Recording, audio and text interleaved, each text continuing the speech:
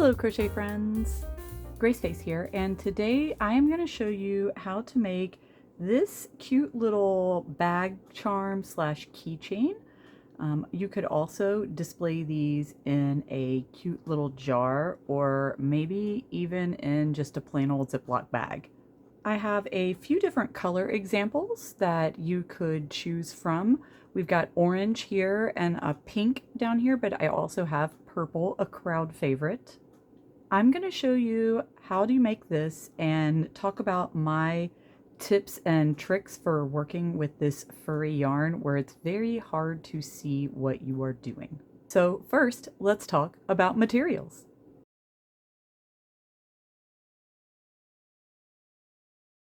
Of course, the first thing that we are going to need to make anything is going to be yarn. And I feel like the yarn is the real heavy hitter in this little illusion to make these guys look like their intended subject. The ones that I have shown you are all made from Lion Brand's Go for Fleece Sherpa yarn. You could also use any green furry yarn. There are quite a few out there for sale. For instance, I have this Keche Fluffy, I don't know how to pronounce that. It doesn't tell you the color code, but the color is grass. And this is just like a single strand of green fur yarn. It is pretty thin. I recommend if you're working with this, it'll be a little easier to see your stitches if you hold that also with a complementary color of worsted weight yarn. This is a Premier Basics yarn, and I believe leaf green is the color of this one here. You could hold these two together while also holding it with eyelash yarn. This is the purple eyelash yarn that I used to create the purple ones that you've seen. So you could make one with this furry fluffy yarn by holding these three together at the same time. As an example, this is a little guy I made while holding just this fluffy yarn and an eyelash yarn together. And this is one that I made using all three with the worsted, the eyelash, and the fluffy yarn at the same time. It has a little bit more structure. It is a little bit easier to see your stitches when you're using this as well. As you can see, this one has a lot more squish to it, and this guy's a little bit stiffer. I would recommend the combo of holding this fluffy yarn with the worsted and your eyelash. I really like the outcome of this Lion Brand Go for Fleece Sherpa. This is the color Fern, and if you can tell, there are two different colors in the yarn. It has a lighter sage green and like a darker sage green, which I think helps to add to the illusion of these guys towards their intended subject. For today's tutorial, I am going to hold this together with an orange yarn like is pictured in this example. We're going to use this Lion Brand Go for Fleece Sherpa held with our eyelash yarn at the same time. To start, we are going to grab our 6.5mm crochet hook and a scrap piece of worsted weight yarn in any color. If it makes you feel better, you can use a complementary color. It won't be visible in the end, so it really doesn't matter. Just to make sure it's visible, I'm going to use white. That way you can see it against the green and orange colors that we will be working with today. You need about 8 inches or so. This is much longer than is required. I just wanted to make sure it was easy for us to see what we were doing. So we are going to make a magic circle using our white yarn here. I'm going to hold a short tail against my fingers and make the magic circle.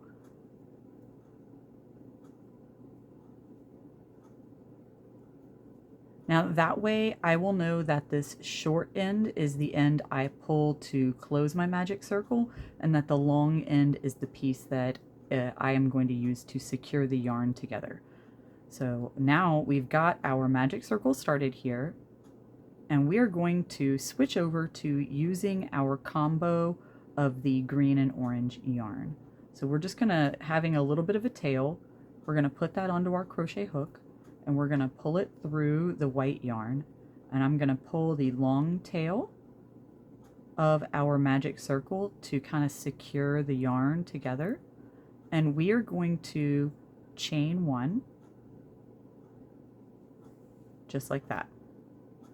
So now we are ready to start crocheting. We'll straighten out our tails here.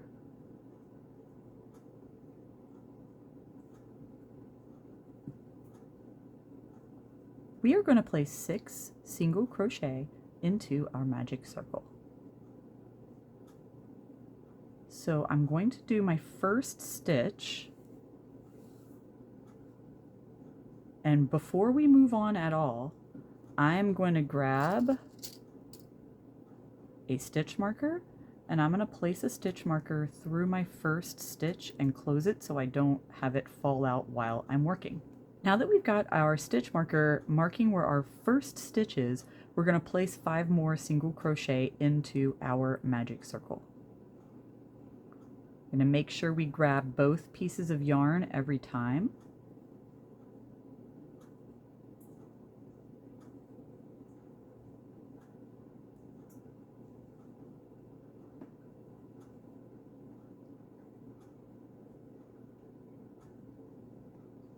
All right, that is 6 single crochet. Before we move on, I'm going to grab another stitch marker and I'm going to place that in the last stitch of the round here. Now, to move on to round 2, I'm going to first place my crochet hook through this first stitch where my stitch marker is, and I'm going to take this stitch marker out. Okay. Now we're going to flip over our work and we're going to tighten our magic circle. And we know already that this short tail is the one we need to pull in order to tighten our magic circle. So we're just going to do that and crank down on it. And then I'm going to take the other side of the tail. I'm going to pull it tight to make sure it's grasping onto that yarn that it's attached to. And then we're just going to tie a knot tightly in like this to make sure that it's going to hold our magic circle in place. So now I'm just going to trim the tails of this yarn because it's going to be in our way and we don't need it. It has served its purpose. And as you can see here, looking at this, you can't see any of the yarn that I used on this guy. And when we get going, you'll be able to tell that you're never going to see it in this mass of anything. And you may be looking at this and going like, wow, this just looks like a jumbled mess. But don't worry. My trick is that we're going to count every single stitch, every single row. We're only going to be doing a few rounds in this project anyway, so it's a very fast make and you don't need to do that much counting. Hopefully this will help you to build a little bit of confidence in working with some of these yarns where it's really hard to see what you are doing. We're going to feel for what we're doing and we're going to count to keep track. So first stitch on this round 2 is we're going to do an increase and then we're going to do a single crochet. We're going to repeat that 2 more times for a total of 3 times around. So we're going to start with an increase and I'm going to pull my yarn through and I'm going to hold my thumb and my finger on the other side at the base of this stitch so that I can feel where it is. And then I'm going to finish that first single crochet and I'm going to go back where I can feel with my fingers where the stitch is. And I'm going to finish with an increase here. Now I'm going to move up and move my fingers over and then I can kind of feel where the next top loops are on the next stitch. So we're going to go in there for a single crochet. Next thing, we're going to do the same thing, scoot our fingers over and kind of feel where the divide is on the stitch and the next stitch starts. And we're going to place our hook into there. and we're going to do an increase. And I'm keeping my thumb and my forefinger at the base of that stitch so I can feel where my hook needs to go. And then I'm going to scoot over again, find the top loops. We're going to do a single crochet for the 4th stitch here. And now slide over. We can feel this stitch right here. We're going to do an increase, keeping my thumb and forefinger at the base of that stitch so I can feel that they're going into the right place. And now we're back to our stitch marker. We're going to take it out for a second, holding that spot with my fingers so I don't lose where the stitch is. And now we're just going to do a single crochet in that last stitch. We're going to replace that stitch marker before we move on and can no longer feel where that stitch is. All right, and now we've finished our 2nd round and we should have 9 stitches even though you cannot see them. Now what we're going to do is work on turning this the right side out now. So we can invert that guy, make sure the little white tails are on the inside, and as you can see there's no trace of the white here. So for the next round we are going to place a single crochet in all 9 stitches.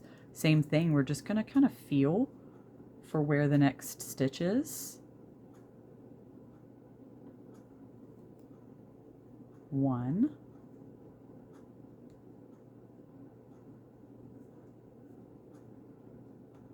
2, 3, 4, 5, 6, 7, 8, and that's our 9. And if you got back to this point and you're counting 8 and you're way over here, or you get over to this and you're at the stitch marker and you're counting 6, you know you've messed up, and you can frog back to the stitch marker and then try starting the round over again. And that is why we are going to count every single round. There's only like 5 rounds in this, don't worry. So we're replacing our stitch marker in our 9th stitch there. So we can see our little guy starting to take shape. Now we're going to start adding a little bit of texture with bobble stitches. I'm going to add just like 1 or 2 bobble stitches onto this, but know that once you've got the feel for this, you can add as many bobble stitches as you want, or if you really are not feeling the bobble stitches, you could just not add them. It's up to you. This is pretty freewheeling of a pattern because you're not getting a whole lot of stitch definition. There's like, it's hard to tell where the bobbles are anyway. I just want to add them a little bit of knobbly texture to it so that it looks kind of misshapen like a bud. And we want to do that closer to where the bottom of this is going to be. So I'm going to start this round by doing 6 single crochet. So there's 1, 2, 3, 4, 5, 6. I'm going to put my fingers where the next stitch is. And now we're going to do a bobble stitch. If you're not familiar, we're going to start doing what seems like a double crochet, and we're not going to finish it. And we're going to do 3 of these little starter double crochets, and then we're going to finish the stitch. So to do this, we are going to yarn over, and we're going to go through our stitch, yarn under, and I'm going to pull through first 2 loops. And it's hard to see these loops because they're very fuzzy, but there's now 2 loops on our hook. We're going to yarn over. We're going to go back in the same stitch. I'm going to yarn under just because that's what I do. And I'm going to pull through 2 loops. So now I've got 3 on my hook. One more time. We're going to yarn over. I'm going to yarn under. I think I just yarn over. Anyway. Pull through 2 loops. So now I have 1, 2, 3, 4 hard to determine fuzzy loops on my hook, okay?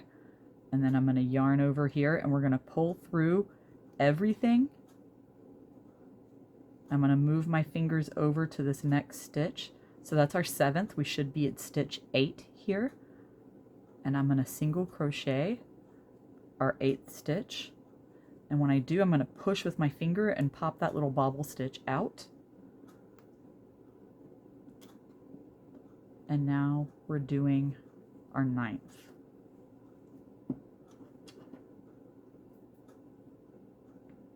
So I'm going to add a couple more bobble stitches on this next round.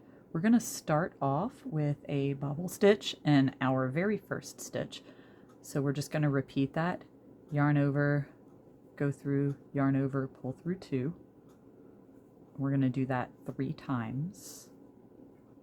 Pull through 2, yarn over, go back through, and then pull through 2. So now we have 4 loops, and I'm going to pull through all 4. We're going to move to the next stitch, and I'm going to single crochet.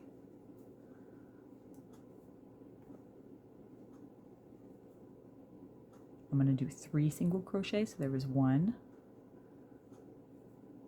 2, 3. So that's 4 stitches total. And now we're going to do 1 more bobble stitch. Same thing. Whoa.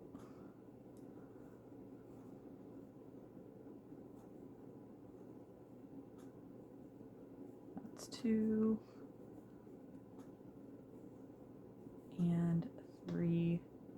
Pull through all 4 loops. Making sure I got my, I got my orange. All right. And then we're going to do single crochet,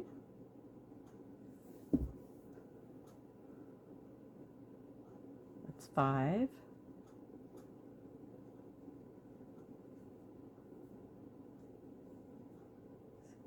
7, 8, and our final stitch here, 9.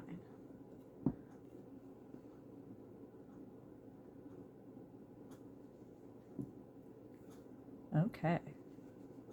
Now what we're going to do is add some eyes and then add some stuffing. So I'm going to take my hook out, but to make sure we don't lose this, I'm going to pull this loop really big. We're going to pull the hook out there. And then we're going to decide where we want to put our eyes.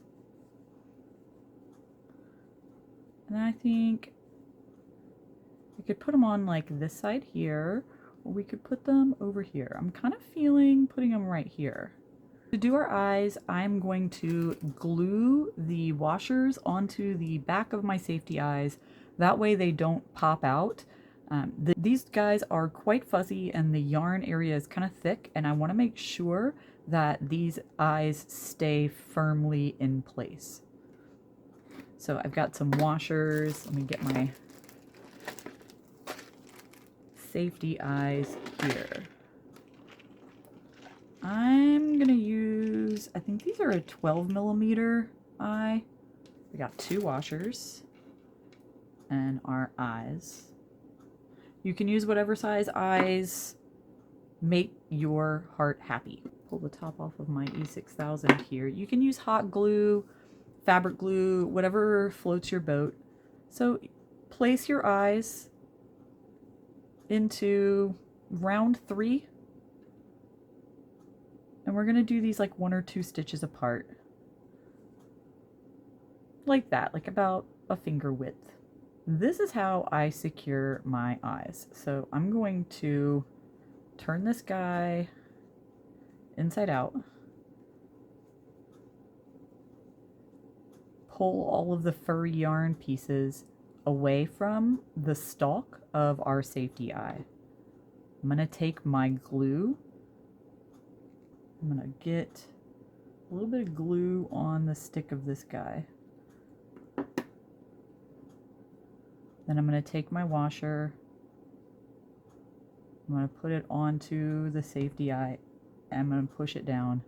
All right, and now we're going to do the same thing for eye number 2.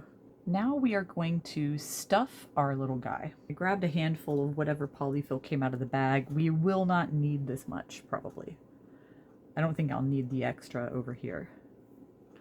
So I'm going to just take a little bit and stuff it back behind the eyes. Make sure you don't pull your working yarn into the inside. We're just gonna try to get behind the eyes secure. We're gonna stuff it a little bit more in just a minute, but for now that is good enough. Okay, so he's starting to take shape, and you can see he's got a lot of floof around his eyes. You can go in and trim the fluff around their eyes a little bit if you want to make them more visible. I didn't trim the eyes on any of these with this yarn, but I did with the fur yarn because it was very invisible unless I did that. We're going to put our hook back into our working loop, our open loop, and then we're going to tighten that back down where it needs to be. Now we're going to do a decrease round, and we're going to do a single crochet 2 together and then a single crochet, and we're going to repeat that 3 times. Single crochet 2 together is just a different type of a decrease. I specify the difference because normally in an amigurumi I would be doing an invisible decrease going through the front loops only. When you're working with this type of yarn, it is going to be very hard to tell. I can't see my loops to tell which one's the front and back. So just to make it easier on ourselves, we're not going to do invisible decreases. We're going to single crochet 2 together. To do this, we're just going to find the stitch we're going into here for our next one. We're going to go into our stitch, yarn over, then we're going to find the next stitch, and we're going to go into that stitch, and we're going to yarn over again. Now we've got 3 loops on our hook, and we're going to pull through all 3 loops, okay? And then we're going to do a single crochet. We're going to go through single crochet 2 together,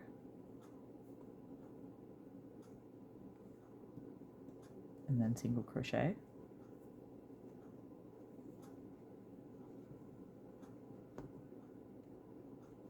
and then we're going to single crochet 2 together,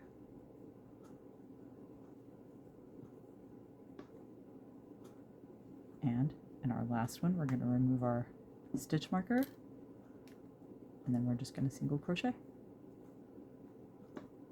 This is basically it. So what we're going to do here is we're going to yarn over and pull through, and then we're going to cut. I'm going to cut the eyelash yarn shorter, cut the fur yarn, you know, a little bit longer, enough to use to sew up. And then we're going to just take our hook and pull this tail through and tighten it to fasten off. So we will need to stuff this guy a little bit more, but now that we've finished that last round, we've got a little bit more space to add the stuffing. So we're going to take some of this and just pack a little bit in here, and you can make it as firmly stuffed or, you know, squishy as you like. It's up to you. It's your final piece. I'm going to take this eyelash yarn and I'm going to shove it in the bottom here, and then I'm going to use this last bit of stuffing to make sure that eyelash tail is out of our way. Our little guy is taking shape, and now what we're going to do is sew up the bottom. Normally, when sewing up the bottom of an amigurumi, I would, again, go through the front loops of all of my stitches in order to tighten it, but it's hard to see what you're doing, and if we pull too hard on this, it's probably going to snap. This is a little bit stronger than my fur yarn is, but we don't want to tempt fate. But what we're going to do is still close this up. I'm going to get my big chunky needle so that I don't have to fight trying to get my yarn onto it. And then we are going to try to sew through all 6 of our remaining stitches. 1, 2, 3, 4, 5, and this is 6. And I mean, I can tighten that a little bit, but it's still going to leave a small amount of a hole. So what I am going to do is I am going to use this to kind of sew it closed. So I'm going to pull this down and kind of go through here and then come out the other side. And you're just going to feel if you can feel a hole in the bottom if you still open. Doesn't feel like it. I think I got it pretty close, but just to be safe, I'm going to sew around like that. And then I'm going to do another one this way, just because. And that looked pretty freaking secure. And I'm just going to sink this through the body one more time and come out on this other side. I'm going to pull on this yarn a little, cut this off kind of close to the base. Ain't he cute? He's done. And our little bobble stitches kind of give him some chunky bits down at the bottom, which I think adds a little bit of realism to our finished product. Like I said, if you want to trim around his little eyes to make it a little easier for him to see or for people to see his eyes, you can do that as well. Now what we're going to do is make him a bag charm or a key ring. You could just make these and give them to people as is, but if you want to turn them into like a little bag charm, bag buddy, or a keychain, we will need a couple of additional steps. To turn our little nug into a bag buddy or a keychain, we are going to need a little bit more hardware. This is a lobster claw clasp that can be used for jewelry and such. I got these to make stitch markers and just decided they were a little bit too heavy to use on a lot of my pieces to make stitch markers with, and had them sitting around. You could also use a key ring like this, just a standard key ring if you've got one of these guys laying around. In order to attach this key ring or lobster claw clasp to our finished piece, we will need some jump rings.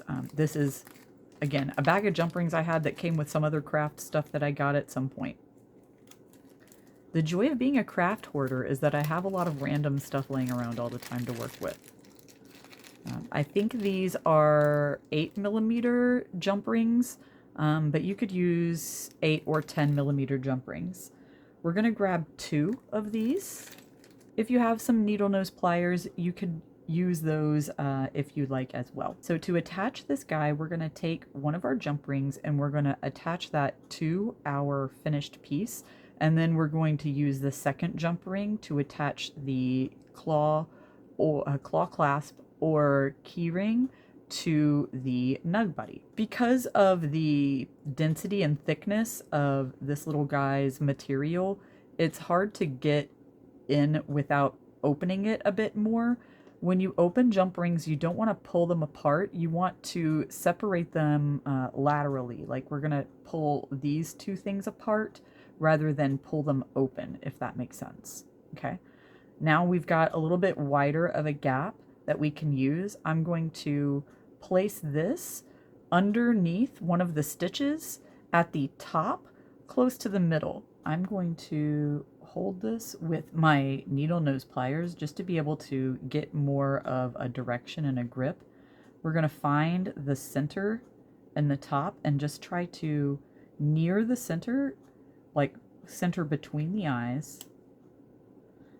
And we're going to try to press it down into a stitch and then come up through on the other side. All right. Now that I have it hooked through some of the fabric, it's going to be hard to see, but I'll try to clear it there. There it is. I'm going to grab onto the other side and we're going to push the 2 sides back together. Again, we don't want to like squeeze because it's not going to come back into a loop. We don't want to push the 2 sides like this. We want to push it, again, together, back together, like that. clear the yarn floof out of the way here. So you can see that we've got it through there. And now I'm just going to take my needle nose pliers and squish it down like that a little bit to make sure that the edges are flush and don't get caught on anything and pull itself back open.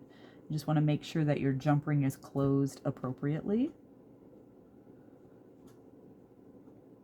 All right, and now we're going to take our second jump ring and we're going to place it through the first jump ring like this, and then we're going to take our clasp and we're going to put it on like this, and then we're going to push these two sides back together like that. And I just want to make sure that my two sides are equal, so I try to like make sure they're flush from all directions because I don't want these to pull back open. And there.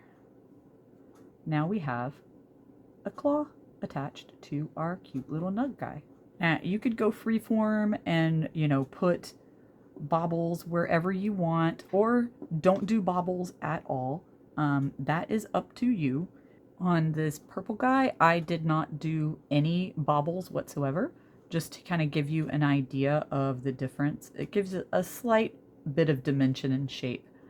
If it's too complicated for you, by all means, you can skip it, or you can add more wherever your heart desires in order to give your little nug guys the shape that you want them to have. This one also just has black safety eyes that are a little bit larger. I think these were the 15 millimeter and that these are a 12 millimeter eye, just to show you some different options and how they might look on your finished product. I hope that you enjoyed watching this tutorial and that it was helpful for you and you have a cute little keyring or bag charm to take with you or give to a friend. I hope you found this tutorial helpful and that you will enjoy your new little bag charm or keychain. If you did, please give the video a like and consider subscribing because I do release tutorials and vlogs on my channel, and I love to make new crochet friends. Speaking of crochet friends, you can always follow me on social media if you want to see what I'm up to. And please, if you make this keyring or bag charm, tag me. I would love to see your finished makes. Thanks again for watching, and happy crocheting!